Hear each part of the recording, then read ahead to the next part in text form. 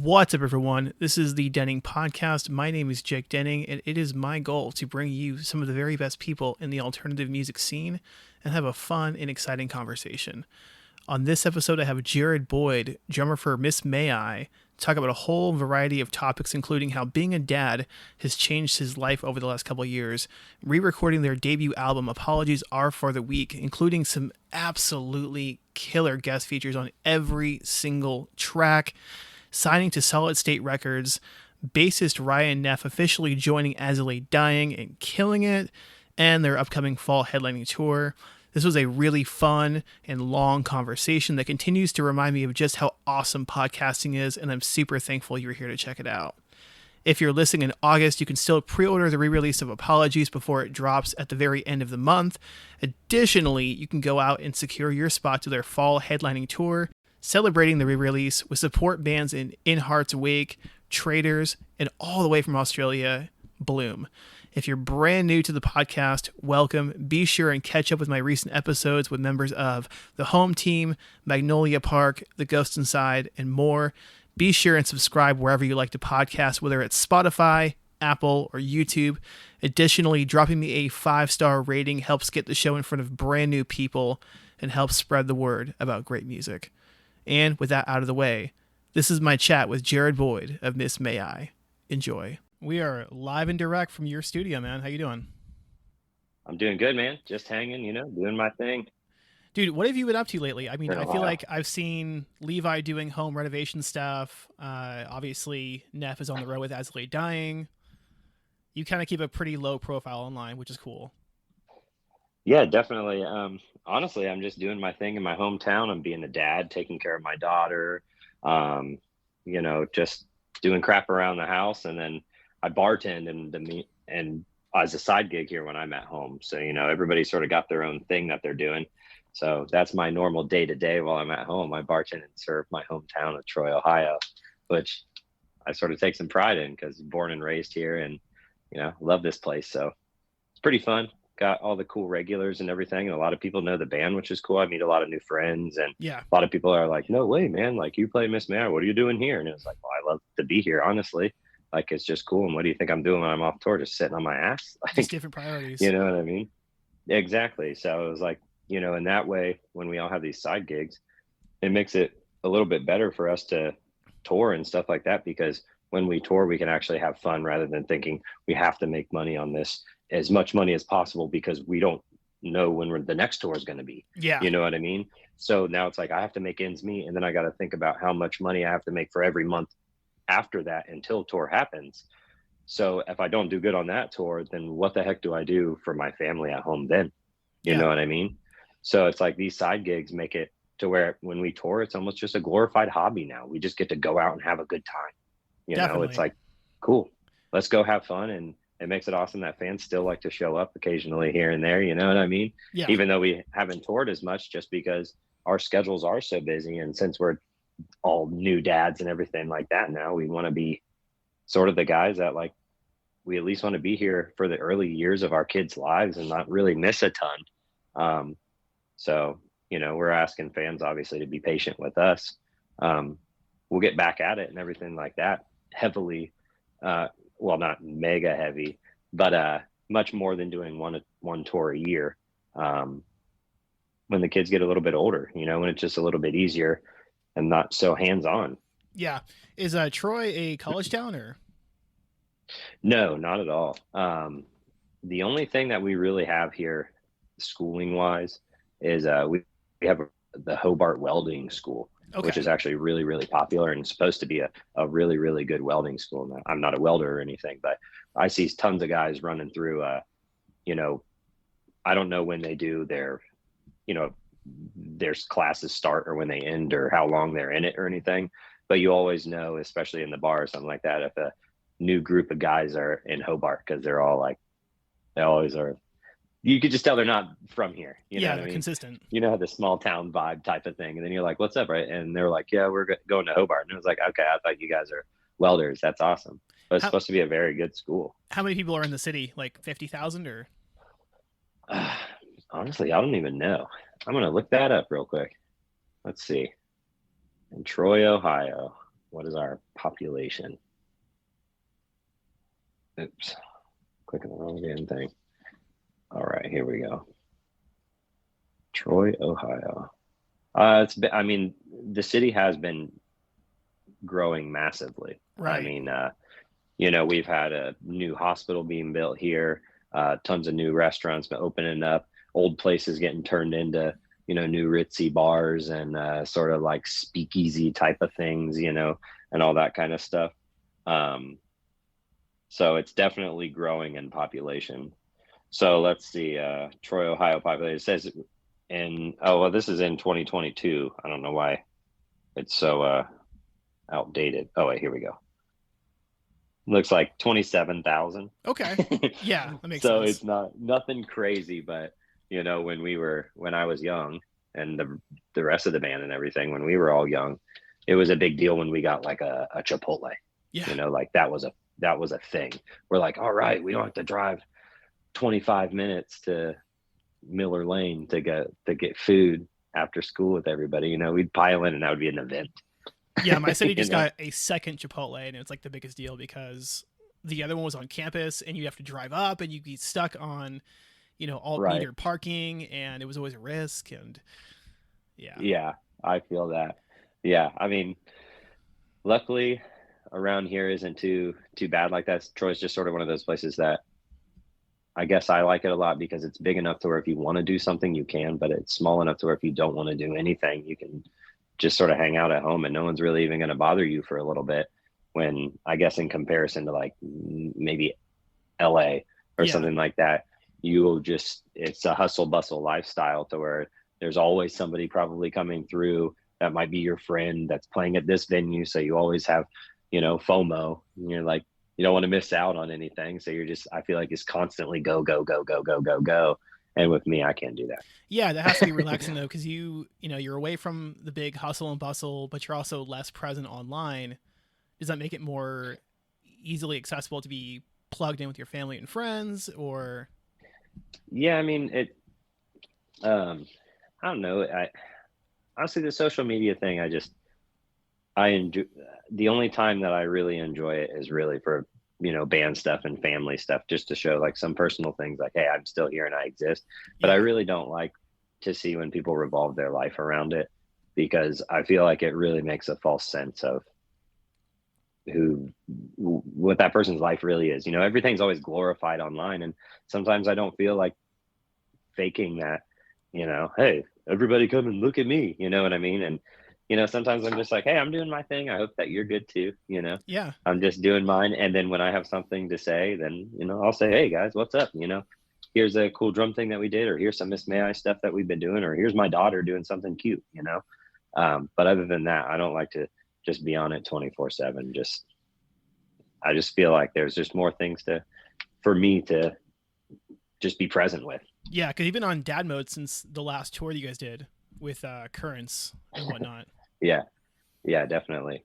Does it feel Yeah. like you're kind of just So, coming out of it now, like where it's like the big rush of it is kind of just like settling down? And uh, because I mean, it's been a couple years. yes, and I mean yes and no. Well, it's been so Jagger. It will be a year and a half actually on the 20th of this month.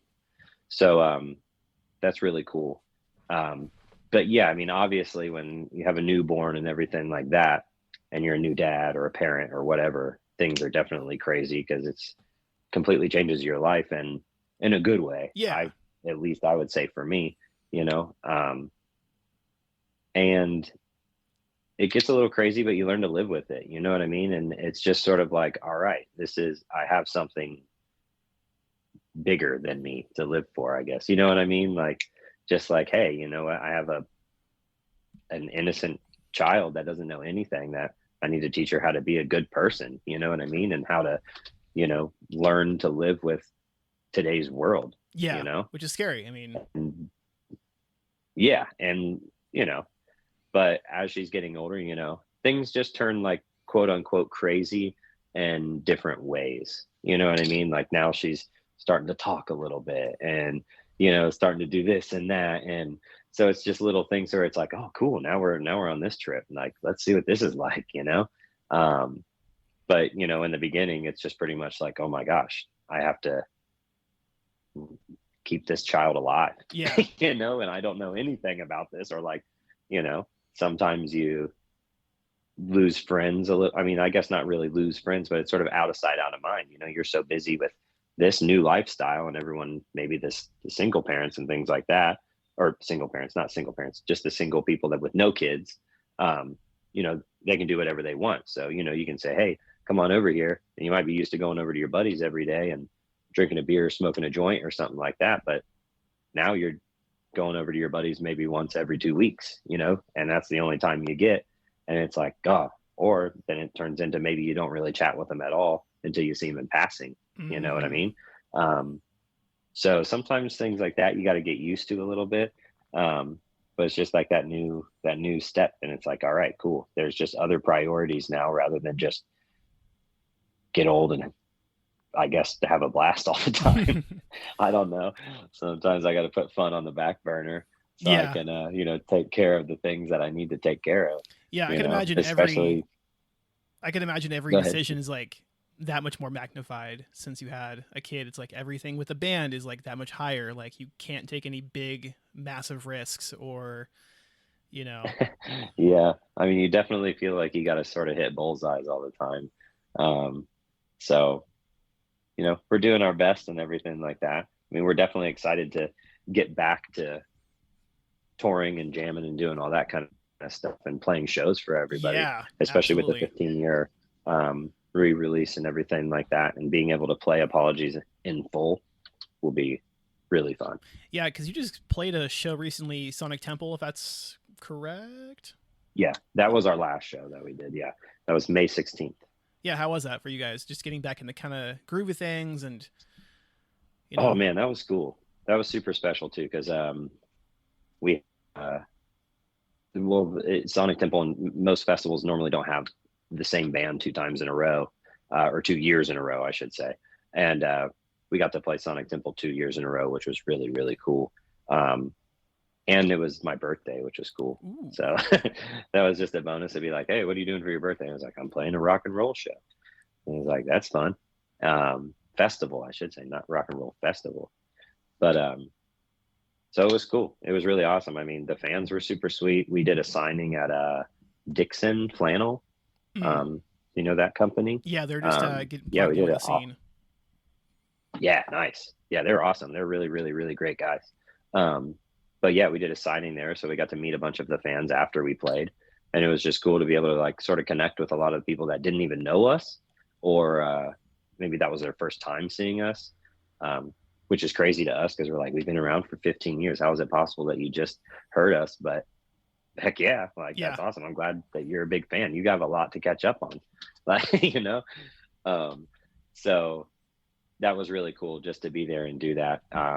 And obviously, since it's in Ohio, all of our family gets to come out. Like, you know, my daughter got to come out, so that was pretty cool. Yeah. Levi's kids came out. His wife, my fiance, everyone's whole families were basically out there. So it's just cool to be able to share special moments like that now, because I think in the beginning we almost sort of took them for granted. I mean, hindsight, you know, looking back at it, definitely seems like some of those things we took a little bit for granted, but I feel like that's just a normal thing. You don't really realize that kind of stuff until you're sort of out of it, you know what I mean? And then you're like, oh wait, I really appreciate all the things that has happened, you know, already, Absolutely. because we don't get to do that. Like, we're not touring 8 months of the year or 10 months of the year like we had before. That was just our life now. And now that it's just a side thing, sort of. I mean, it's not a side thing, it's still our deal, you know. But now that we don't do much, it's like, dang, I really appreciate being able to do this, especially with us being as old as we are now. Well, Yeah. quote unquote as old as we are. But I mean, thinking back when I started doing this at 16 years old and now I'm 33, I'm just like, holy moly. I'm like, holy crap, you know. So it's pretty wild, but it's cool, and I'm happy to still be doing it, to be honest. You know. Yeah. You know, it's definitely, we don't have any plans to, obviously we've signed to Solid State and everything like that. We don't have any plans of quitting or doing anything like that. We plan on pumping out more albums and everything like that, and more music. So honestly, as long as the fans are listening, we're down. You Yeah. know what I mean? So you're telling me that 33 was a really, really, really good birthday then? 33, yeah, 33 was sweet. Yeah, I this mean, year's been really cool. it has been a really cool year, though. I mean, yeah, you announced the signing to Solid State, which I didn't see coming at all. I mean, Yeah, it was sort of how did that cool. happen? Honestly, I think it just sort of came out of the woodwork. Um, you know, there was just a time when I think we were at the end of our contract or whatever, so sort of quote unquote labelless, but really just out of the contract or Mm-hmm. whatnot from fulfilled or whatnot. Um, and yeah, they just sort of approached us and talked to us, and we told them straight up too. We were like, hey, if you're expecting us to be the band that's touring all the time and doing this, we're not doing that. You know what I mean? We're just going to say straight up, we're not even going to approach this if that's what you guys want us to do, because we know we're going to let you down, Yeah. you know. But they totally backed us up about the us all being dads and everything like that. They're like, as long as you can do this, could you do that, or what do you guys want to do, that type of stuff. So it's really cool. It seems like instead of us just being on a label, we're just part of a good team. Yeah. You know what I mean? Somebody that cares about not only us playing music, but our livelihoods as well, Yeah. which is really cool. Did they do something different than maybe Sharp Tone in a way, or was it just a different team that kind of came to the I think table? it's mainly I think a lot of the things that turned us on about Solid State was just the fact that their team was really super great. We really plan on vamping up our social media and everything like that. And we had noticed that they've been doing a really great job for the Prada guys. And the Prada guys have been having a really fun time being on Solid State. And it's been a really good turn for them. So that was even a bigger thing for us. We're like, well, these are great guys too. These are some of our good friends from the past as well. And it seems like they're doing really well. So let's see what's up too. Yeah. You Shout out know, to Prada. they're one. Yeah, right. They're the man. They're the moon. The Yeah. I man. mean, I guess, yeah, Solid State's been kind of slowly moving towards signing bands outside of the faith based world. Did you guys ever entertain going independent and crowdfunding, or? um, I don't think right now that we ever decided to do that, just because I think we just have too much stuff on our plates anyway. Yeah. I think we sort of rely on having a team behind us to sort of help out with how much other things we juggle as well. Um, but yeah, I don't know. And it's also scary. Yeah, I mean, it could work You know though. what I mean? I think It's just a scary thing. if you guys put a campaign together, you guys would get it funded. Yeah, I mean, I'm sure that it could happen and everything like that, which I appreciate because it's the fans and everything like that that would be helping us do it. But just feel like it's something that maybe we don't really feel like asking our fans for that type of help. You know Yeah, what I at mean? least right now. I think for us, it's more like, yeah, maybe in the future or something like that. But I think as of right now, we'd rather just be like, hey, you guys just do your thing. And when we pump out some music, hell yeah, bonus. Yeah, You know what I mean? Rather than saying, hey, we need some extra from you guys so we can do what we've been doing. You yeah. know what I mean? And you had a good point about just needing the extra time to do what you need to do versus like doing it by yourself. Yeah, I mean, that's a for huge sure. thing. So Yeah. yeah, this apologies for the week. They comes out again. It's a 15-year re-release. I Yeah. mean, I didn't see that coming at all either. Was this initially a thing where maybe like you had a single song you were gonna re-record, or did it go from like? No, we just sort of sat down and talked about it one time, especially since, you know, having Elijah in the band now, and Yeah, BJ and Justin are doing their own thing now. Um, Super proud of them. Life just takes different paths, and that's cool. There's been no bad blood, no hard feelings, nothing like that, which has been really cool, because it's crazy that we even lasted 15 years with all original members. yeah, of Is course. pretty crazy. Um, but Elijah had been touring with us a little bit for filling in when some of the other guys weren't able to do a tour for family things or this or that, certain reasons. So we were already sort of in tune with him. He was in tune with us. So it just sort of made sense to throw him in the mix after one of the guitar after I think BJ left first, because now he works for Fidelity Financial. So yeah, he's got like a really awesome job. Super proud of him. And he moved down to, I think, North Carolina.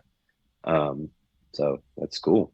Totally different life path, but he's doing really well. So like I said, again, super proud of him, and that's badass. So yeah, that's when Elijah jumped in, and then Justin was having his second kid and just didn't think that he would be able to take on as much as the pressure of everything for the band and whatnot. And he was straightforward about it with us. And it was a bummer, especially to me and Levi, the most, because he was in our grade in high school. BJ was a couple years older than us. And then Ryan went to Springfield school in Ohio.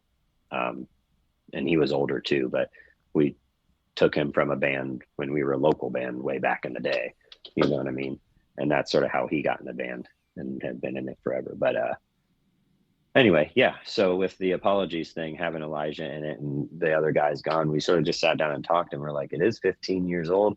It is a new sort of era for the band and everything like that. Why don't we go in and actually like redo this album, like re-record, like we played everything again, you know what I mean? And some stuff I tried to stick, especially with drums, I tried to stick to like the originality of the song. But then there's some stuff that 15 years later as a musician, you're like, what the heck was I thinking? You know, or some stuff that's like, this would flow a lot better with, you know, nothing that you would actually, I think you'd have to really, really know the songs drum wise to be like, oh, that part's a little bit different, you know, or something like that. But nothing that's you actually were hearing from the actual structures and riffs and blah, blah, blah, blah, blah. None of that stuff is different. That's all, you know, just re-recorded, revamped up and, you know, blah, blah, blah, blah, blah. And then we decided it would be really, really cool to throw, because having a 15-year-old album and re-recording it, we're not really releasing singles again. You know what I mean? From the album that already had its singles released. So we're like, how do we make this special? And so then we thought, why don't we throw a guest on every song? Yeah. And that was like a really cool idea. And instead of just picking people that we were like, we think you're cool, and we like you, and you're dope. Like, instead of doing things like that, we picked people that back in this, back when the album was out or whatever, that either influenced us or that album influenced. Ooh. Okay. So for instance, like for Architect, Brian from Currents, he was a massive fan of that album, and he was a really big fan of the band and everything like that. And we kept come to find that out, you know, being touring with him and everything like that. So he was sort of a no-brainer that we were like, wow, Currents, they're still around, they're still kicking, they're still rocking. Let's see if he wants to do this, you know? And he was like, that would be really cool. And a lot of the people that we had guests sing on the album sent us thank yous after by being like, I really appreciate you guys thinking of me and including me in on this. When it's like, we just wanted you to be here because we thought that this would mean something to you, but we didn't need that thank you or anything, but it meant a lot to us. You know what I mean? To have them on it and to think that this wasn't just another thing that they had to go into the studio and do, you know what I mean? Definitely. So that was cool. But then we also had, so not to be like too spoiler alert or anything like that, but, Tides, on that one, we have Jake from August Burns Red on that. And that's somebody who really, really influenced us. And I think that we even almost modeled some of that song off of an ABR song, like way back in the day or something. I specifically remember like just riding that red Oriental China Zildjian, or that Zildjian with a red Oriental writing on it. That's what he had in all his videos. And I remember back in the day, every drummer had to have that freaking China. They broke every freaking other show, which sucked because they were so damn expensive. But you had to have it because Matt Greiner was sick. You know what I mean? Still is sick. He is. Yeah, he's the shit. He's the bomb. He's an awesome guy too. I still actually have one of them bad boys right here. That, Yeah. but yeah. So that song, yeah, that whole beginning is like just rode on that Oriental China, and that was sort of what like the AVR guys were doing way back in the day on all their breakdowns. They were like, we want to do that. That's freaking sick. So yeah, they influenced us. So we asked Jake if he'd like to do it, and he was like, cool, dude. Hell yeah, let's do it. Like, I'd love to be a part of this.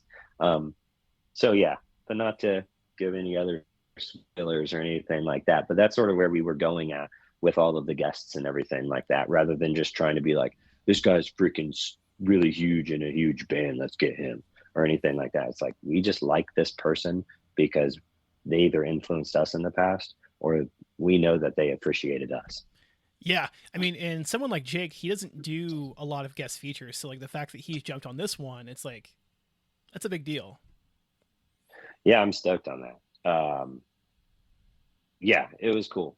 It was just a really fun experience. Everybody that we initially had in our, sort of like idea list of like, let's ask him, let's ask him, let's ask him, said yes, Yeah, which was super cool for us because we're like, wait a second, we just like, that's it, they're all good. And we're like, all right, cool, let's do it. uh, So yeah, so there there was was no really like fight back or any like I'm too busy or any of that yeah. kind of crap. So that was sweet.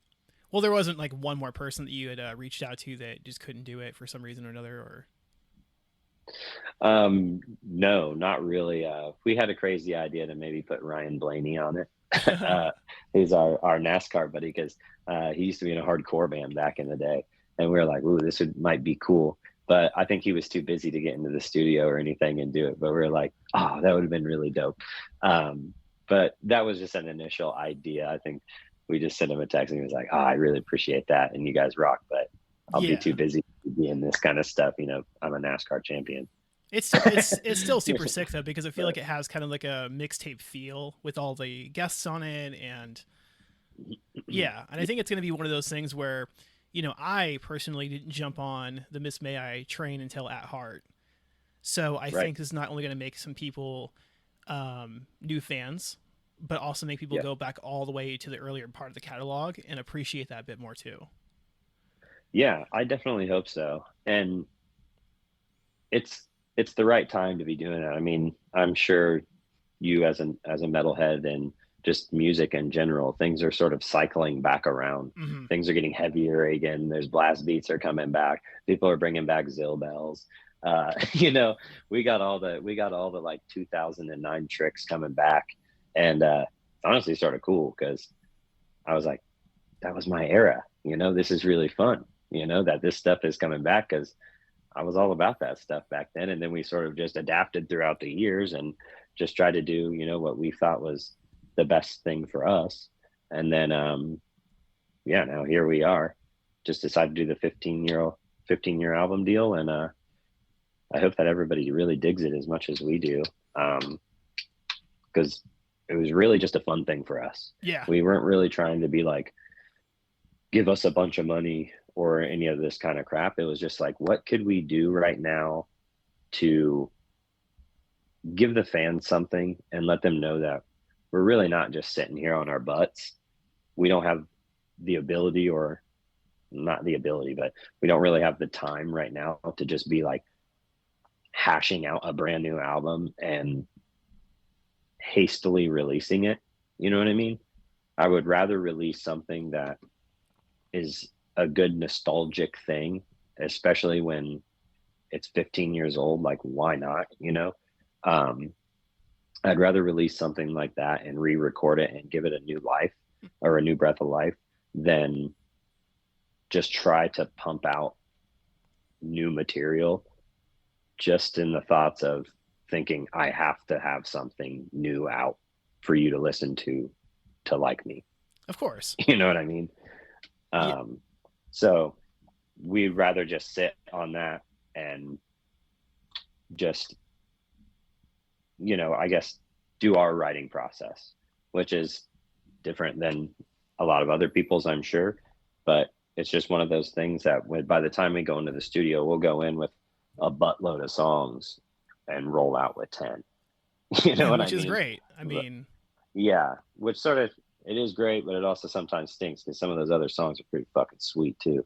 but But you could always do but another EP in the meantime. Like, right, or a B sides or yeah, of something like course. that. We thought about that too, but most of the time we're like, what's the point in wasting our time on that? It was, and we've gone in and ripped parts out of them and been like, all right, let's Frankenstein this bitch. You know what I mean? Like, let's just make this thing into a super crazy song, and then sometimes those make an album later or something like that, Absolutely. which is cool. But yeah, we don't like to do the whole. All right, we wrote 10 songs. This is the album. Yeah. You know, like let's go in. Let's really see what we can do. Collaborate with whatever producer we're doing or using on it. You know, all the guys in the room in one room, old school style is sort of how we do that after we have all of our demos. Yeah. Yeah, we all just Who did what's up, produce man? and mix this album? Because I looked and looked and looked and I couldn't figure that out. Like, it wasn't Joey Um, no, it was not Joey because on he's this one. pretty much retired at this point. Yeah, Joey just usually does stuff that's like fun for like he did the Attack thing recently. Um and but it's just I think he just does stuff that's fun for him and I think that he enjoys. Sorry, I'm looking for this it's this is the first time we've used him. It's not crossing my mind right now, but I'm going back up through my text and finding him here. um but yeah, sorry. My gosh, we got a million texts in this thing. Well, I'll figure this out here in a bit. But yeah, uh, it's just cool to be able to record that. Sorry, I can't find his name. I'm sidetracked over here.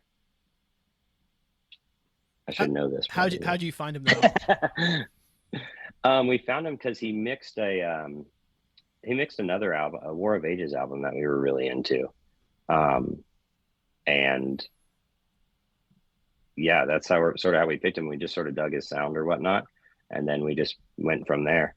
We had a few other producers and stuff shoot some stuff over, and we just chose his the most or liked his the most. Let me see credits. All right, here we go. It was Jeff Dunn. Jeff Dunn. Okay. Yeah. Sorry about that. No, it's all good. I mean, Yeah, sorry. I'm horrible with names. I'm so bad with names. So like if I saw the dude's face, I'd be like, that guy. But yeah, with names I'm so bad at and I forget everything. But yeah, so we had Jeff Dunn was the mixing engineer on it. And then our producers were Jack Daniels. He plays in War of Ages, and then Elijah. yeah, because I know So he's produced we the had last both. couple albums for them, and it's like I like Yep. that.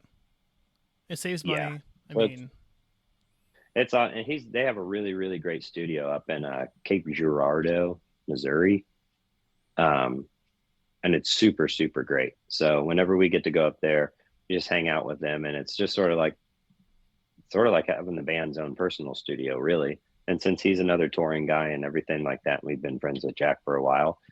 It's just sort of just like being with family, you know what I mean? And it's nice to be able to work with producers and things like that you know prior, at least for me, because it's easier to, I guess, get along with them or just to be real, you know what I mean? Or have them be real with you, maybe even, yeah. So it wasn't a you know? completely brand new situation. It was like new, but like not new. Yeah. So we went in there, ripped it out. We had a blast doing it. I had a blast I re-recording hope it, so. especially just because I wrote the dang thing when I was 16 years old. So coming back, I was like, oh, bro, this is this is fast. My knees are going to be hurting.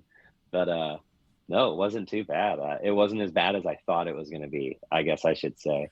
It was definitely, I'm not going to sit here and say it was easy. But some of the things that I thought that I would be bad at, I was like, huh, it wasn't too bad. you know. It's just nerve wracking, I guess, because it's a lot of pressure to go back and play that, because you don't want to be the washed up guy. You don't want to be the guy's like, old guy, can't Yeah. do it. And be like, bullshit, I can. Isn't it you kind of know. encouraging though? Because I mean, like, yeah, you were 16, 17 when this was being written and recorded. Like, that kind of just tells people in that same age group, like, hey, get out there and do it. If you have the chops for it, go out and do it. Yeah, for sure. And I mean, you don't even have to be the choppy guy. You know what I mean? You don't have to be the super crazy drummer or the super crazy guitar player. If you're just into playing music and you want to do it, then just go out and do it. You know what I mean? If you actually love to do it, I feel like the music sort of guides you sometimes. Yeah, of course. Um, new, But yeah, yeah. I that's mean, cool. kind of a new experience. But you had Ryan record with you guys this time, along with Elisha. How exciting was Yeah, that? it's super cool. Um, Elijah was a great dude. And he was really, really great with the whole process, I should say. And, Mm-hmm. like trying to make sure that he stuck to all the originality, with him being a guitar player that wasn't technically here in the beginning. You know what I mean? Um, so he's sort of having to, like, I guess, fill the shoes of, BJ and Justin as 16, 17-year olds. You know what I mean? So I think that was fun for him to be able to get into, and it was fun to watch him. And honestly, be like, dang, dude, you're like ripping. Like, this is awesome to see this being played again, and like hear these solos revamped, and or like what little solo sections there are in it. But all the technical cool stuff, it was fun to like hear it redone, especially with Elijah playing it in the studio, because it was like, whoa, dude, this sounds fucking cool. Like, I do not remember things sounding like this when I was young, you know. Um, but yeah, I mean, it's a new, obviously 15 years later, everything's different. So that was cool. And then with Ryan, I actually wasn't in the studio with Ryan when he did record this time. Um, I had to leave. Mm-hmm. Um, but they told me that they had a blast. And it came out really, really well. And a lot of the guest guys and stuff like that, they were done remotely, Yeah, of course. obviously, as we're not going to fly all of them in. So we didn't get to hang too much with those guys besides FaceTime calls and emails and whatnot. But yeah, it was just cool. It was a really great experience. We do plan on going and recording another single somewhat soon. I won't put any spoilers on that, but an actual new song too. Um, so that'll be really exciting. Yeah, of course. Um, yeah, but that's just a little bit of I think maybe a little bit of a bonus thing that we're not really going to announce or anything like that until I think it does come. So, I mean, I guess spoiler alert, that but has to be super exciting yeah. though, kind of working with Elisha. I mean, War of Ages is a highly underrated band. I think Oh yeah, they're they kind of freaking sick. they get overlooked. I think because of the the Christian label they have. They're more of an evangelical Christian band. Sure. Yeah. But I mean, he has some absolute riffs, and they have what 10 albums at this point. Oh, they have a ton. Yeah, they Yeah. got more than us. I thought. Yeah, they've been around for a hot minute, Mm-hmm. which is crazy. Um, but yeah, they were playing like all those old cornerstones and stuff like that, which is crazy. Yeah. We were never in a band like that, so I never even got to play one, and I never. I think I was too young to even really take a trip to go to one. But I really wanted to go to one, especially after seeing like all the cool Under Oath videos when they were playing there, and then the parking lot Prada video, which I'm sure everybody has seen back in the day on YouTube. It's a I'm scene pretty sure classic. Mike said, yeah, I'm sure he says, I don't want to say this, but I got it. We are the Devil Wears Prada. But yeah, I watched that video a lot. That was cool. It was just so sweet to see, like, because that was like generator stage days and stuff where they were just parking lotting it. And it was like, hell yeah, that's fucking sweet. They're not part of it, but they're part of it. And look at how many people are out here watching. You know what I mean? that was cool. Those were some really fun times. You know what I'm curious about? Have you guys kept in touch with Josh Gillespie at all over the years? Um, Not really. I haven't too much. There's been times where we've seen him in passing, and there's no hard feelings or anything like that. But it's just sort of one of those things that his time with us was sort of short. Mm. Um, because he did the album obviously with us in the beginning because that was him on Apologies. So, oh yeah, I guess that's I was wondering why you were saying getting to record with Ryan and Elijah this time. I was like, Ryan's always been in the band. Why does that matter? But now that you mention it, I always forget Yeah. that he was that Josh was his voice on that. But yeah, he only did that in one tour, and then after that, decided touring, and the band wasn't for him, and he decided to go back to Dayton and do his thing. And then Ryan, he was in Rose's funeral at that time, and then Ryan decided he didn't want to be in Rose's funeral at weirdly the same time that Josh quit. So we were like, he asked us if he could be back in the band, and so we were like, Yeah. yeah, like we need a bass player, so come on. And he was already singing stuff, I guess, in the very, very beginning. So we're like, all right, well, we know he's capable. So let's see what happens. But that was cool. Yeah, being able to hear Ryan's voice on it, especially now that it's like manified, or that he's I guess, quote unquote, like found his like voice, I guess, throughout the years, like, or found like his thing. Yeah. I feel like there's always like every singer sort of has like, like what's a perfect example? Like Scott Stapp, Mm-hmm. like perfect example. Like he's got like the and like that kind of crap. But like he purposely does that because he's good at it and he sounds good while he does it. So it's like every dude sort of has like that rasp or that you know cleanness or something to their voice that sort of gives them their character. And I feel like Ryan, especially in these later years, has been really, really, really finding that. And it's really cool to watch him with like As I Lay Dying. Yeah, I was gonna ask. Yeah, it's super dope to watch him doing that kind of stuff because, I mean, not only were they, and sort of are they still one of our favorite bands. It's just sort of cool that he got the opportunity to be in them, and it's like, dang, dude, you're my hero now. You know what I mean? It was like, I have to love you now, dude. Yeah. But so that was cool. I remember when we were on tour in California, and I remember we played a show, and Tim and Phil came out to one of them to hang out, and I remember we got done playing. We were headlining, and we got done playing, and we were on the bandwagon, and he was like, "Hey, dude," he was like, "Do you want a shot?" And he was like, pretty stoked and excited, and I was like, I mean, sure. I was like, the show is good, but like, you seem really excited. I was like, what's going on? Like, it wasn't like that good. You know what I mean? To like be freaking out about it. It was like, we normally take shots all the time. What's the big deal? And then he was like, yeah, the As I Lay Dying guys asked me if I wanted to come out and play bass on this next tour. And I was like, no way. I was like, let's do another shot. But you know what I mean? So that was just super duper cool. And then, at first, are you going to be in the band? What's the deal? I'm asking him all these questions. He's like, I don't know. It's just a tour for right now. I don't want to jump the gun or anything like that. And then, yeah, now he's part of the band and he's rocking, and I'm freaking stoked for that.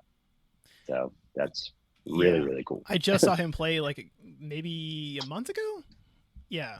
Nice. Yeah, and he plugged in so well. So well. Yeah. Yeah, he does really, really well with them. And it's really cool because they work with him with working with us, if that makes sense. Mm-hmm. So like usually, if we were planning on doing something, they'll take that time off, which is pretty cool. Because normally you'd think they'd just be like, hey, screw Miss May I, we're bigger than them. We're going to make you more money. Come with us. Which they easily could do at any time. Yeah, let's not have a custody battle for Ryan here.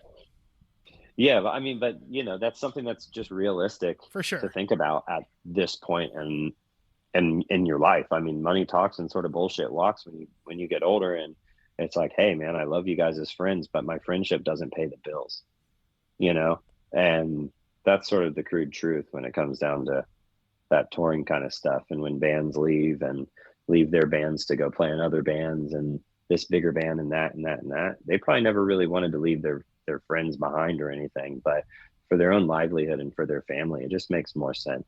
So it's really cool when you see bands still supporting those other homies when they're like, hell yeah, dude, like we know why you're there and everything. Not saying it's not fun to be there or anything, but when you got your own band, it's sort of like your baby, you know what I mean? And just letting your baby go, you know, I mean, I guess our baby's 15 years old or something. So it'd be like, okay, well, 15 years old, going to get a job or something, you know what I mean? Or your baby's growing up. But So yeah. I'm curious. So with Elisha in the band, Mhm. what has kind of changed with the dynamics and as far as like writing goes, or Not much, not much? really. Yeah, because he just vibes with us so well, you know, and with that's sort of one of the big reasons why we chose him to be a part of the band and everything like that is because it was just like you already feel like you were part of the band. The only thing that's really changed writing wise is it's just a lot of remote stuff now. Mm-hmm. So now, you know, because he's living in Missouri, Ryan lives in Wisconsin now, and then Levi and I are really the only close ones together. Levi lives in Covington, Kentucky, Cincinnati, Ohio, basically, and I live in Troy, Ohio. So we're like an hour and 10 from each other. But yeah. So if there's anything that like on site that needs done, or we have a hold of all of our gear and everything like that, Levi and I, just because we're the two that if something needs done that needs two people, then we're the ones that are going to do it. And obviously Ryan's touring forever. Um, not only doing As I Lay Dying, but he tours with another project too, which is pretty cool. Um, so he's in 3 Mondo bands, which is sweet. Um, but he's also the type of guy who's like, I don't really want kids. You know, I like to tour. I like to do this. And same with his girlfriend. Um, they're both in the same boat, which is awesome. She's totally okay with him touring and doing all that kind of stuff. She works at a really, really big tattoo shop in Milwaukee, and so she just hangs out at home at their house with their dog, and then they go on. Sometimes she'll go out with him. Sometimes when he gets home, he'll take her out on really cool, fun things to do. Obviously, because he's gone for over half of the year. Right.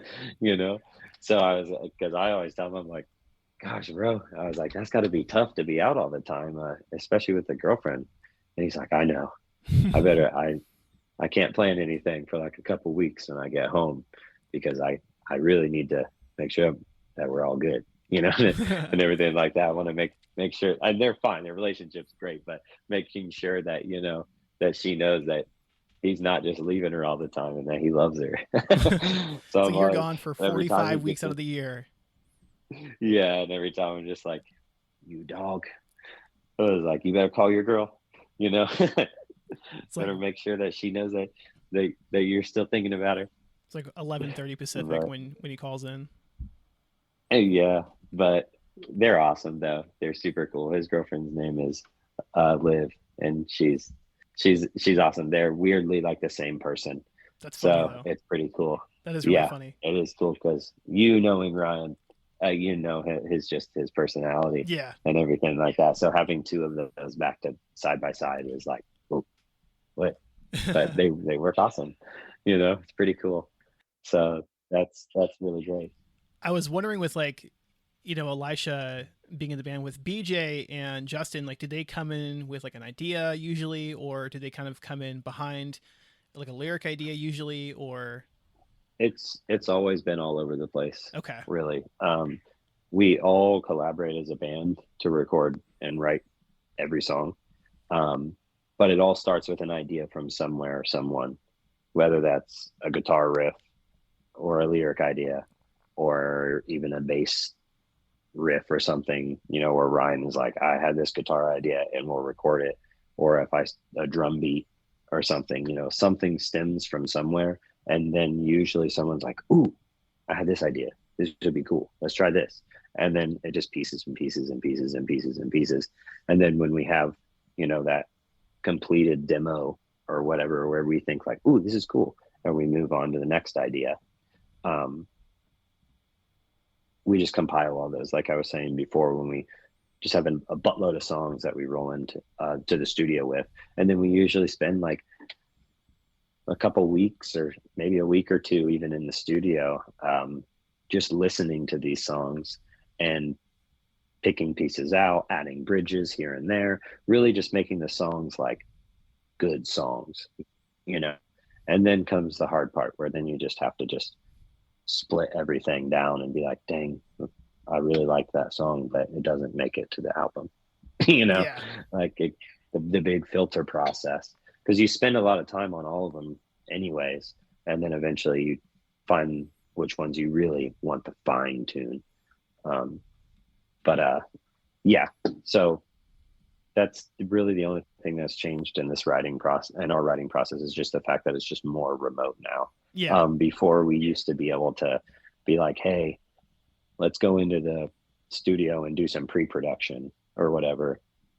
And we used to try to write, you know, just live band in a room and everything like that. But it's just difficult to do that, you know. Everything's muddy. You're not really getting clear anything. People forget crap all the time. You know what I mean? You'll go have a smoke break or something like that, and someone's like, "Oh, how'd that go again?" You know, like, "God damn it, why didn't we record it?" You know, I can't tell you how many times that's happened, where it's like, "Dang it," or like, "That riff, it's still there, but like something's missing." And it was like, "No, it's the same." And it was like, "Nah, I don't know," you know. So that happened all the time. So sometimes it's just easier now to just do stuff on computers, and especially with like drums, I'll program the whole damn thing out before I go and actually play it, or something like that, because I don't have the ability to have a fully mic'd up drum kit and just Yeah. pop on the computer and just be like, here we go, guys, perfect demos, you know, and all that kind of stuff. Which, It's that being nice. said, I guess sort of backpedaling on that. That being said, the Yamaha makes a really cool thing called an EAD-10, which tons of drummers have been using for their live videos and stuff. And it's just a little sort of square box type of thing. Little bit pricey, like $600-700, I think, but basically puts a digital umbrella over your drum kit, because it's got two stereo condenser mics in it, and your whole drum kit, you can sort of adjust the reverb, and it can and effects on it, and it has a built-in trigger on it for a kick drum and all that kind of stuff. So you can adjust how your raw drums sound in your basement with no soundproofing or protection or anything like that, and it sounds like you're playing on a fucking arena. It's wild, but it's your drum sounds, which is the coolest thing. It's not electronic. So you can just plug that thing in, and now drummers can just play something like that, and we can send demos back and forth like that, rather than programming a bunch of stuff out like we sort of used to have to do Mm-hmm. all the time. You know what I mean? Because no one ever had, well, not no one ever, but nobody that had at least an average lifestyle ever had enough money to buy a full studio's worth setup for drum stuff. You know what I mean? And not literally be broke and probably in mega debt. So that'll be fun to experiment with that, though, on this next writing process, because that's something that we never did before, Yeah. or I never got to experiment with, but now I get to. So that's pretty Okay, cool. so you said you want to get back in the studio and drop a single at some point soon. Mm-hmm. Does that Yeah. be, are we thinking like if you had it your way, we would have a new full length next year, or would that be like 2026? Um, I think if we had it our way, we would probably record an album next year and probably release it in 26. Okay. If people were mega lucky, I would say end of 25, but I don't think that we've really even been into like, when's a real time when we would want to release this. We know that next year we do want to jump back in the studio and actually do some real work on this new era of Miss May music. But I don't really have a time frame. No, for sure Not though. gonna lie. I mean, yeah. Because it's all still stuff that's like there's so many other things like a big one like Ryan touring with his other bands and stuff like that. We have to find the time where he's going to be able to take a month off of touring, you know, and just be in the studio with us or something like that. I mean, I guess that'd be just like taking off for a tour, but you know what I mean. Yeah, of course. We're probably going to end up trying to do a tour next year at one point as well. So there's another month out of his schedule with other bands or something like that. Especially even with Elijah. That's another thing. I don't know why I've been leaving Elijah out of that, but he's in War of Ages too. And he's also plays in Extol and Europe. He fills in for them as a vocalist, which is really cool. So he's busy a lot as well. So this is what it is, Lots I of moving guess. pieces. We're going to just do it. Yeah, we're just going to do it as we can do it. We're not trying to sit here and make people wait or be like, you know what I mean? I'm not trying to say like, hey, we have other priorities rather than making music, because we really, I mean, besides our families and music, that's sort of all we've known. But yeah, it's just getting older. Life just happens. There's just more stuff that we have to take care of, and more stuff that's just like, I have to do this before I get this done, or before I even think of this, I have to do this, this absolutely. other thing, which I'm sure everyone can relate to in one way or another. It could be something as simple as I got to go freaking mow the grass or pull weeds in the house that I just bought, because they said buy a house, right? You know what I mean? And now you buy a house and they're like, dang it, I'm the landlord. And you're like, damn it. Great. All this broke and I can't do the landlord special in my own house. I have to make it good. You know what I mean? So it's just stuff like that. Like, it can be the smallest things, but they can pile up so fast in people's everyday lives that next thing you know, you're like, holy crap, I was supposed to get this done last week or something, and I haven't even been able to think about it. So yeah, we just really want to play things, I think, just by ear as we're getting prepared for this next album and all that kind of stuff. And I don't think we want to we just don't want to get anybody's hopes up, I don't think. And we don't want to jump the gun on something that is a big deal to us. No, that makes sense. But speaking of a big deal, I mean, you have this big fall tour coming up to celebrate the album coming out again. Heck yeah. You got awesome. In Heart's Wake, who, I mean, that's a huge support band. Those guys freaking rock. We toured with them before one time. And man, they're awesome. And their new stuff is super sick. Mm-hmm. I'm really impressed, because I actually, I'm not trying to be a bad friend or anything, but I hadn't listened to their stuff in a second since we had toured with them. And then their most recent album came out, and I was like, oh my God, this is sweet. And I'm like, I've been sleeping on these guys, and, but again, out of sight, out of mind. Sometimes I feel like I go through phases to where I'm like, I have to like find new music, like, because I feel like I haven't been listening enough, you know what I mean? Or I don't know, or somebody will come into the bar, that I work at. Like, some kid will be like, oh dude, you ever heard of fucking Doobie Dorvy Dorf or something like that? And I'd be like, what? And they'd be like, oh dude, this is the next like metalcore sensation. I'm like, this band probably sucks or something. And I turn it on, I'm like, oh my God, you know what I mean? This is amazing. Oops. Like, what the heck? I'm losing it. But speaking of new bands, though, what are they called? Soft Play. You ever heard of this band Soft Play now? That's getting pretty big. This UK band. It's a punk band. Okay. But man, they're really cool. I guess they had a different name in the past, but I didn't know this. But they just played Reading Fest and the UK or whatnot, and it's just two guys, and they are freaking awesome, dude. It's really, really cool. Pretty unique for what it is. But yeah, you get the opportunity to check out that band Soft Play. Their new album's called Heavy Jelly. Heavy Jelly. But man, they sure freaking rock, man.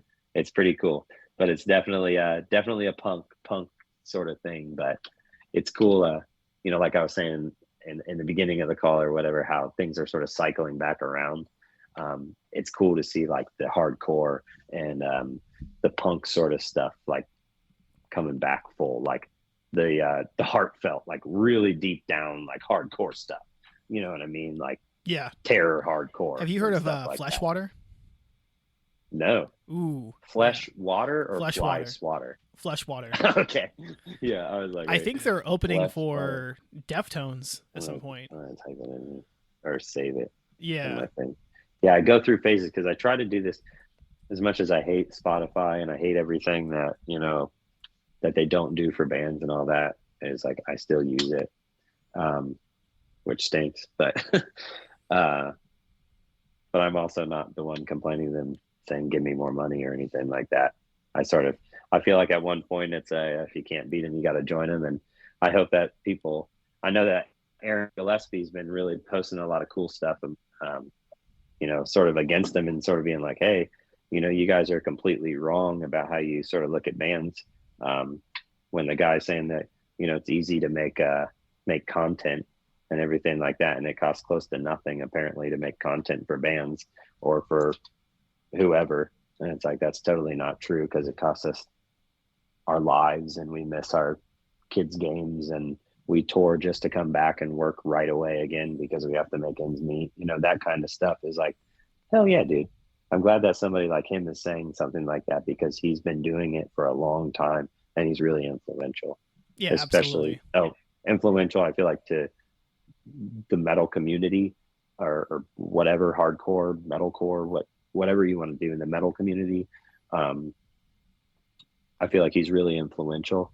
And since he's been doing it so long, it's like, yeah, dude, cool.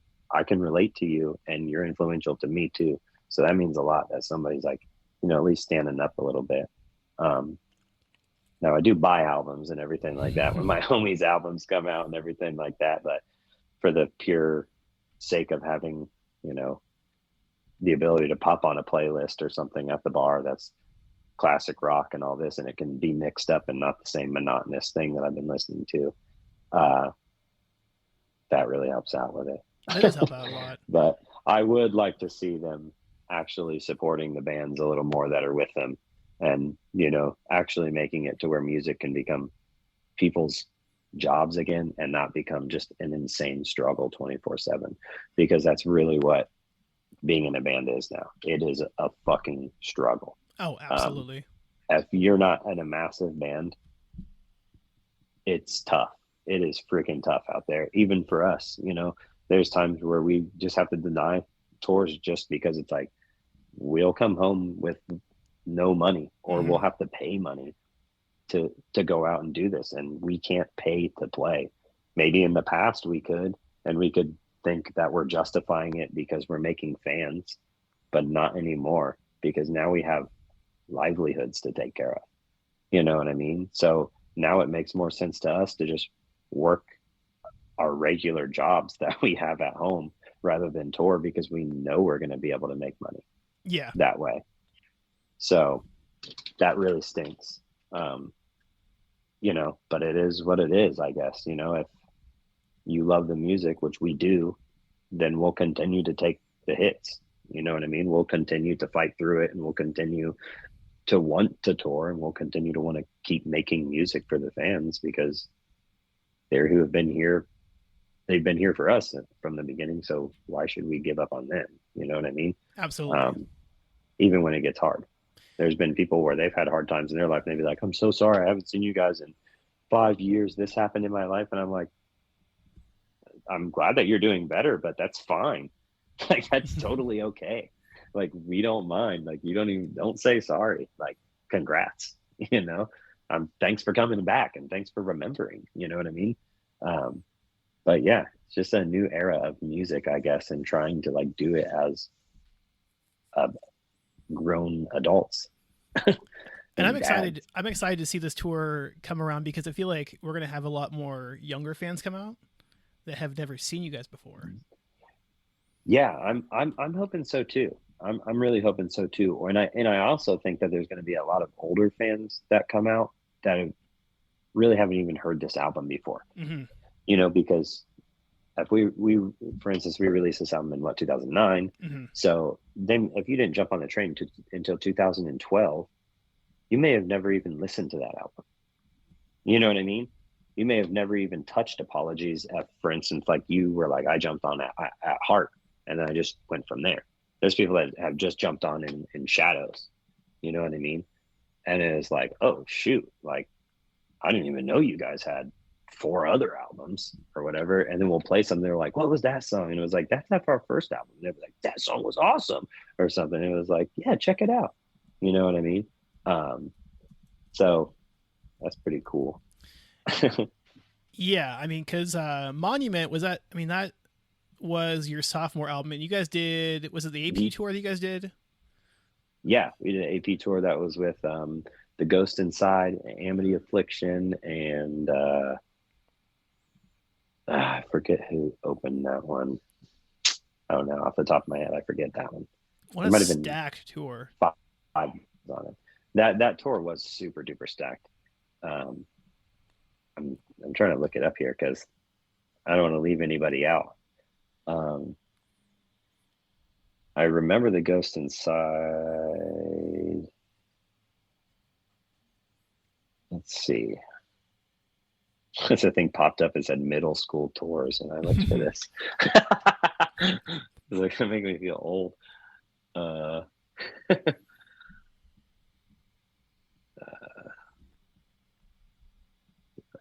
okay, yeah.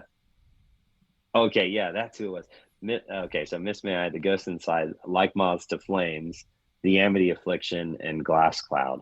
And I feel like that might have been one of the first times that Amity Affliction came over to the Yeah. States. But don't quote me on that, because that's not like I'm trying to be like, we brought him over here first. Well, you are bringing You know? Bloom across, But who from yeah, Australia. because they're from Australia, guys. Yeah. It's their first So I'm U.S. happy tour that they're ever. coming with the In Heart's Way guys, because they're Australian dudes too. Yeah, and that's a big deal too, because it's like, I just talked with And then Liam from Wind Waker a couple days ago, and yeah, it's not cheap coming from Australia. It's super expensive. no, dude. Yeah, Australia stinks, and I got to give credit to the In Heart's Way guys, because again, like you said, it's not cheap to do that, and I think that they're rolling over here for that tour with a very, very, very skeleton crew. I think that most of the guys in the band are just doing their own stuff, which I give Mondo credit to. There was a point when we had techs to do all of our stuff, but now we run with a pretty small crew. Like I still do all my own drums now and all that kind of stuff. Would it be cool to have a drum tech? Sure, I guess. But at the same time, who's to say that I can't do the same thing that I've been doing since the very beginning? Totally. You know what I mean? And I feel like if I put a little bit of time and effort into my own instrument, and a little bit of love, and clean my stuff and take care of it, then I'll feel better when I play. And just at the end of the day, because it's like, you know what? I put in a lot of work today on my instrument. I did it all for the show. I played the show. And now that it's done and packed up, I feel very rewarded, I guess, And there's like less just hands in the pot, though. I mean, financially speaking. Yeah, that's true. That too is true. But I don't really do it for the money. You know what I mean? Like, if I had a dumb money or I won the lottery or something like that, heck yeah, I'd bring all my friends out with me and be like, I'll find you a job to do. You know what I mean? Quality control. Yeah, for sure. But yeah, so sometimes it's nice to be able to just have your hands on your instrument again. Just be doing your own thing, knowing that it's all great, So from this 15-year So anyway, tour, like I was saying, I got to give credit to those guys. Sorry. We definitely do. For coming over and doing that, because that's nuts. But for this 15-year tour, though, bringing stuff back, are we expecting the album in full and like a greatest hits part at the end, or? So we got some cool stuff planned for it. We've been talking about it. I don't want to give any spoilers or anything like that, because we're really trying to work on a really cool show. I can say we will play more than just the album. And I can say we're not going to do that bull crap where we jumble it all up either. Okay. Yeah. We're going to play it straight through from top to bottom, just how nostalgia wanted it to be. We thought about jumbling it up. We thought about running it from the back to the front. That's what All That Remains did when we toured with them on Fall of Ideals tour. Um, and it was cool and all that they did that. Um, but I think that was also a thing that their singer shot out to the fans too, and was like, "How should we do the album?" And then I think a lot of people, I think he had like a front to back, back to front, jumbled up or whatever, and I think more people picked back to front, so they just did it like that. But we're not even gonna mess with it. We had to talk about it, and we're like, "Yep, let's just run it front to back." How we thought of it is when we release our albums anyway, we sort of set it up like a set would be anyway, Mm-hmm. to where it flows well. So we're like, what's the point in changing this good flowing thing already? You know what I mean? Yeah. We'll add things here and there. Um, you know, I'll play a drum solo on that tour. That'll be cool. Woo! So that'll be fun. But yeah, just like, I don't care about, saying what I'm going to do on it, but the other guys are going to do, and the rest of the collective of the band and everything like that. I'll still leave that for surprise so people can start seeing it from the shows. But we really are trying to look at this tour and this performance as like just trying to make it a little bit cooler than just playing some songs. Yeah, You know absolutely. what I mean? Now we're not talking like we ain't bringing like zombies out on stage and like crap like that. But as far as like musically and instrumentally and everything like that, we're really trying to like knock it out of the park and have people be like, whoa, oh, that's cool. Oh, whoa, nice. Like, just things like that. And like, not only did they do this, but then they also did this and then this, you know what I mean? So And they I brought think that back the that's old cool. school design for merch. That's cool. Which one? I don't know. I mean, there was a Ronald McDonald one back in the day. The Ronald McDonald. Yeah, that one was a big seller.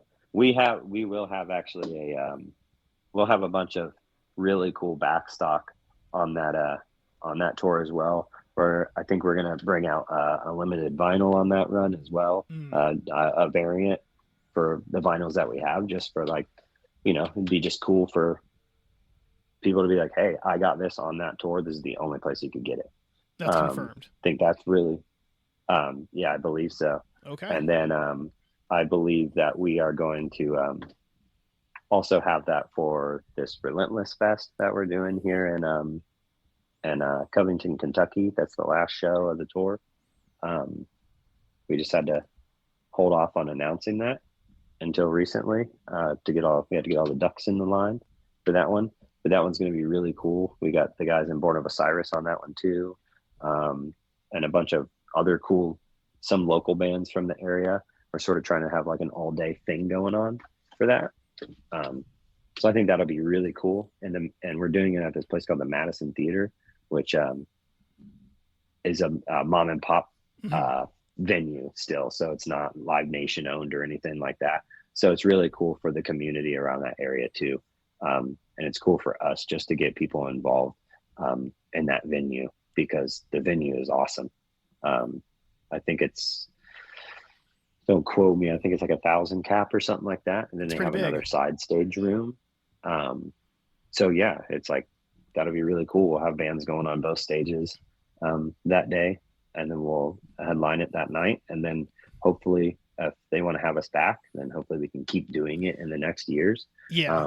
And hopefully it can become a little bit bigger and bigger and bigger and bigger. And we'll see if maybe at one point to where we can get another band, and maybe if we have the budget, maybe we can get a bigger band than us, you know what I mean? And we can just play during the day and have a sweet band headlining, you know Kind what of I like mean? a Hawthorne Heights situation. Yeah, I mean, sure. If that's I think, yeah, with the Lovers Mm-hmm. Fest, right? Yeah. Um, yeah, same, I think, sort of thing, would be really, really cool now that you mention it. Yeah, I'm like, actually, I guess that is sort of what's happening. But yeah, because I mean, at one point, if we want our festival to grow or whatever, the festival is going to have to become bigger than us. You know what I mean? So, and we're not afraid, and we don't have the egos to say like, yeah, we're not the headlining festival band. You know what I mean? Not yet. That'd be cool one day. But yeah, not at the moment. So it'd be like, cool, if we had the budget to bring in Slipknot, then sweet. Obviously shooting for the stars or something, but yeah, you know what I mean.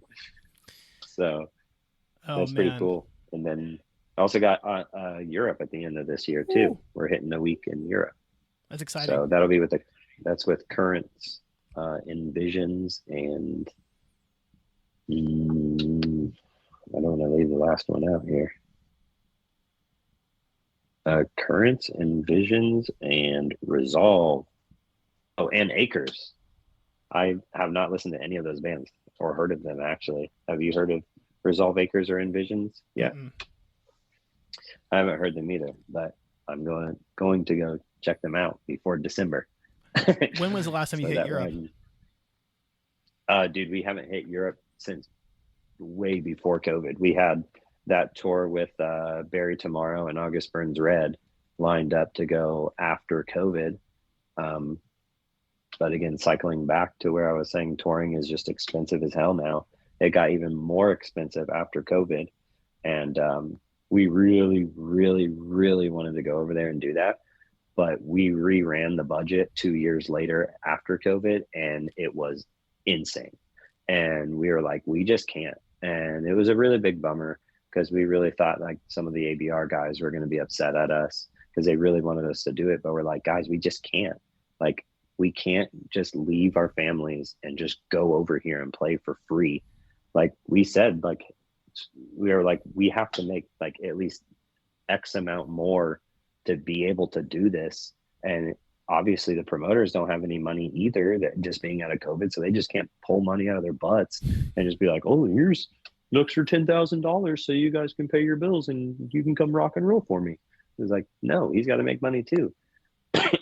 So yeah, unfortunately we had to bail out on that, but no hard feelings again on that with the ABR guys, vice versa.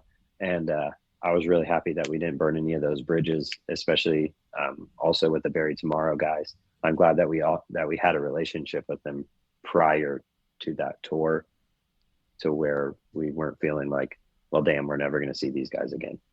You know what I mean? So it was a bummer to let some of the Europe fans down like that, Yeah, but we had to look out for ourselves too. that makes You sense. I know mean, what I like, mean?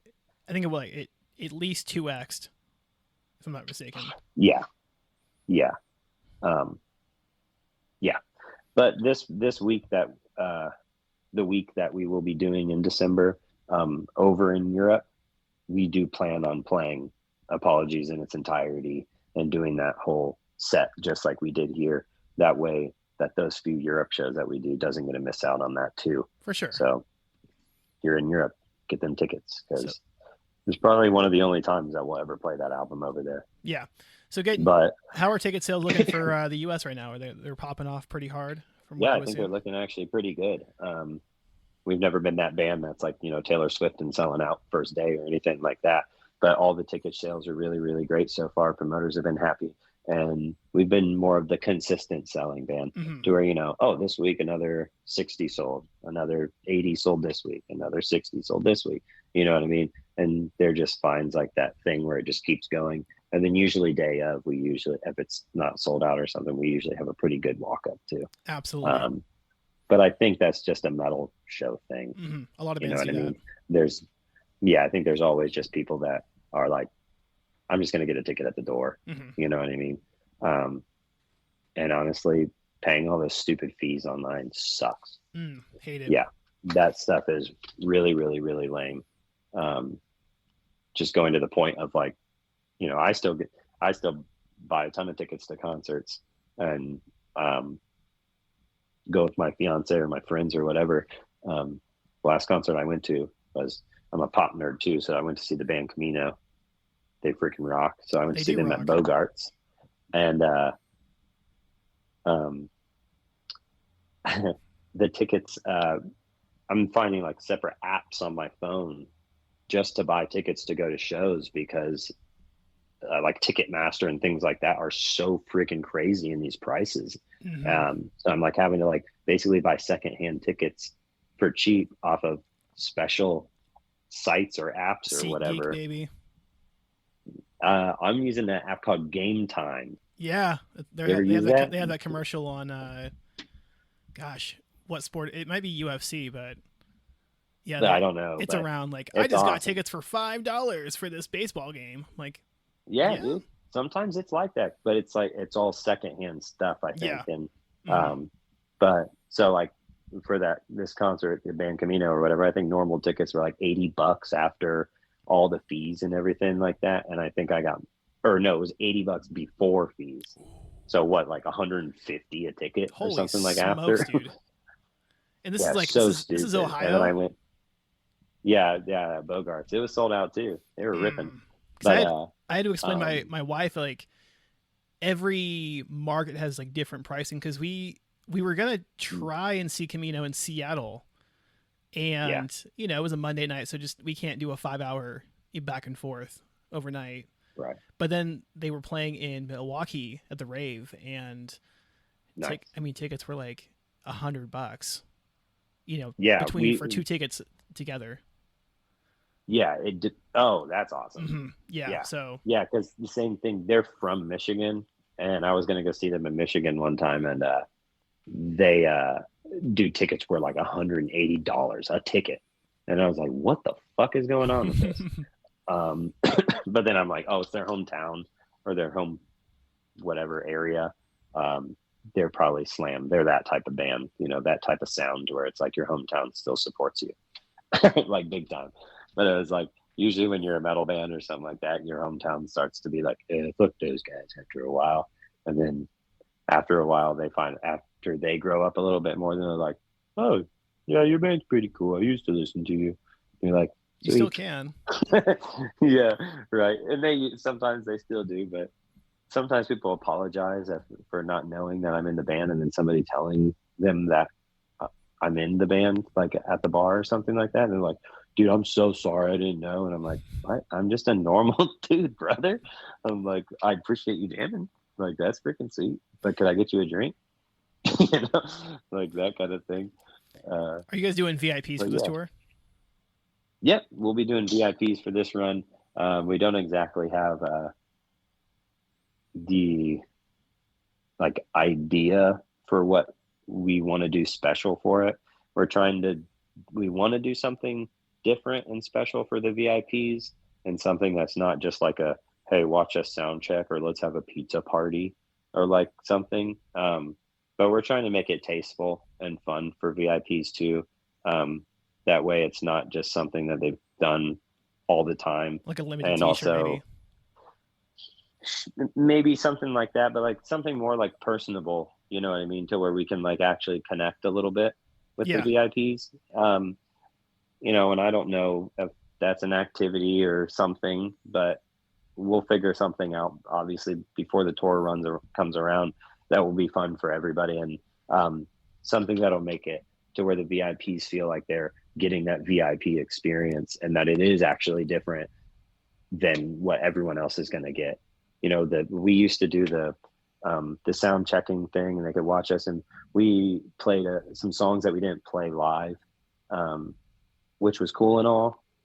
But we sort of backed off of the sound check thing because it's like it's not really time for the show yet.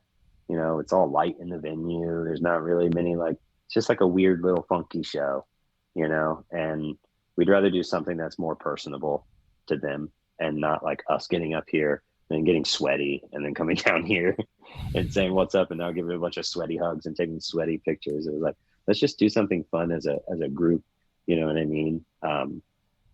Or like, even if we split off into little groups or something like that and chat together or something, let's just find it something that's fun for everybody or something exclusive that makes it to where they're really getting that cool experience. that would stress me out big time if I was like in a band and we had to like split off. Like, what if no one came up to me at all? like, oh, everyone's with Well, I'm saying like if you're in a yeah. group, some drunk, obviously you're not going to be like, all right, you guys are in group A. Like, you know No, what I but mean? But it's more sometimes of a cash there's just people that hangout. want to talk to Levi or, Yeah. sometimes there'll be a drummer group that just wants to chat with me. But yeah, I guess maybe if you're playing like bass and you're like, nobody likes my bass. You guys care if I join your group? You can join my group. That's a rhythm section. So let's get two for the price of one. Man, it is a But good time to be in your band right yeah, now. yeah, man, it's fun. We just all have we all have really good attitudes about everything moving forward. Um, and we're just excited to just be doing this still and being able to say, hey, we're going to release albums. We're still going to tour. We're still going to do this stuff, but just bear with us. Just give us a second. We might not be, especially me, the most uh, social media guy and letting you know everything I'm doing every single day. But it's like, I'm still playing drums. I'm still being a good dad. I'm still bartending at my bar.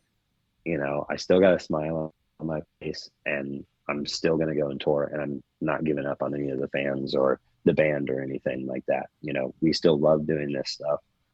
You know, we just, a stupid side story, but we just cleaned out a storage unit, Levi and I did.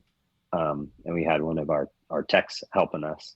And, you know, we were just sort of chatting now that we were a little bit older and everything like that. And just sort of just doing something as stupid as loading a trailer. It's just like, we feel like this is where we're supposed to be. You know what I mean? Like, we almost said that to each other. It's like, I know this sounds really dumb, but like, this feels good. It feels right. Like, I know what I'm doing here, and it feels like this is my place. Um, and so that just felt good. You know what I mean? Because even though we don't do it all the time, when we do go back and do it, we're like, this is good, and we still got this. Yeah. You know, People like, need things that to look you know, forward to and to kind of give them life, and yeah, just keep them going. yeah, I think so too. And that was cool. You know, even the gross smells like musty old gaff tape, like crap like that. You know, like something that's just gross, but it was like, ah, I remember, I remember that smell. You know, uh, so just pretty cool though. But Yeah. yeah, So album drops everything's at the end of the month. been I mean, awesome. which feels surreal, but Yeah, yeah, drops at the end of the yeah, month, and it we got the definitely tour does. coming up in October. Yep, Yeah, October 4th, good stuff, October man. 4th to November 3rd. So that'll be great, and then heading to Europe in December. Bam. Yeah, so that'll be pretty cool. And then we're already into next year. Time freaking flies now. As you get older, yeah, a day or a week seems like a day. You know what I mean? You're like, oh my god, it's already next week. But yeah, so everything's been cool though.